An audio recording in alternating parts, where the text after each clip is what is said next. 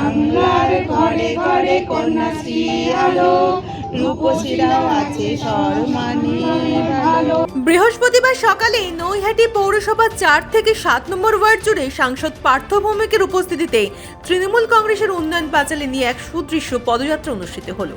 উন্নয়ন পাঁচালীর পদযাত্রা শুরুর পূর্বে রামঘাটের কালী মন্দির সহ বজরংবলী মন্দির পুজো দিয়ে সাংসদ পার্থ ভৌমিকের উপস্থিতিতে পদযাত্রা শুরু হতে দেখা যায়। আজকের এই তৃণমূলের উন্নয়ন পাঁচালী নিয়ে পদযাত্রায় উপস্থিত ছিলেন সিআইসি পার্থপ্রতিম দাশগুপ্ত, কাউন্সিলর সুশান্ত সরকার, নীলাঞ্জন চক্রবর্তী, রঞ্জন কর্মকার সহ একাধিক তৃণমূল নেতৃত্বের পাশাপাশি তৃণমূল কংগ্রেসের কর্মীবৃন্দ।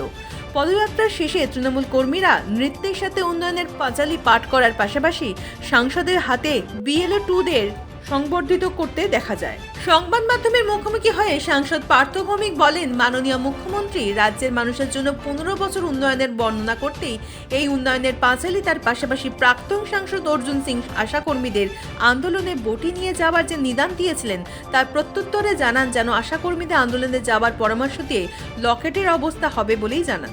অপরদিকে যুব সভাপতি তথা কাউন্সিলর নীলাঞ্জন চক্রবর্তী বলেন, সারা বছর ধরে তৃণমূল কংগ্রেস জন্ম থেকে মৃত্যু পর্যন্ত পাশে থাকার উন্নয়নের বার্তা মনে করিয়ে দিতে আজকের এই উন্নয়নের পাঁচালী পদযাত্রা। না, আমরা মানুষের কাছে কিছু গোপন রাখি না। বাংলার মাননীয় মুখ্যমন্ত্রী 15 বছরে বাংলার মানুষের জন্য কী কী করেছেন আমরা সবিস্তারে মানুষের কাছে বর্ণনা করছি। মানুষ সিদ্ধান্ত নেবেন, আমরা কোনো কিছু গোপন রাখি। পাঁচালী 4 নম্বর থেকে 7 নম্বর ওয়ার্ড ঘোরা হলো, পার্থ ভৌমিক সাংসদ ছিলেন। এই উন্নয়নের পাঁচালী আজকে মানে বিধানসভা ভোটের আগে কতটা গ্রহণযোগ্যতা বলে মনে করছেন? দাদা কোথায় গেল? গ্রহণযোগ্যতা দেখুন, সারা বছর একমাত্র তৃণমূল কংগ্রেস তার জন্ম থেকে মৃত্যু অবধি সবকটা প্রকল্প নিয়ে মানুষের পাশে দাঁড়ায়।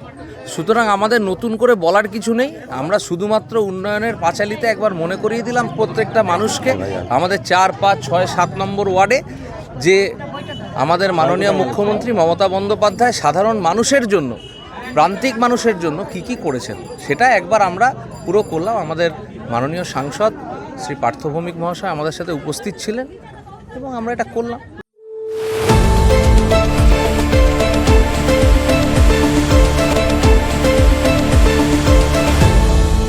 আপনারা দেখছেন এই বেলা বাংলা, শিরোনামে সবার আগে।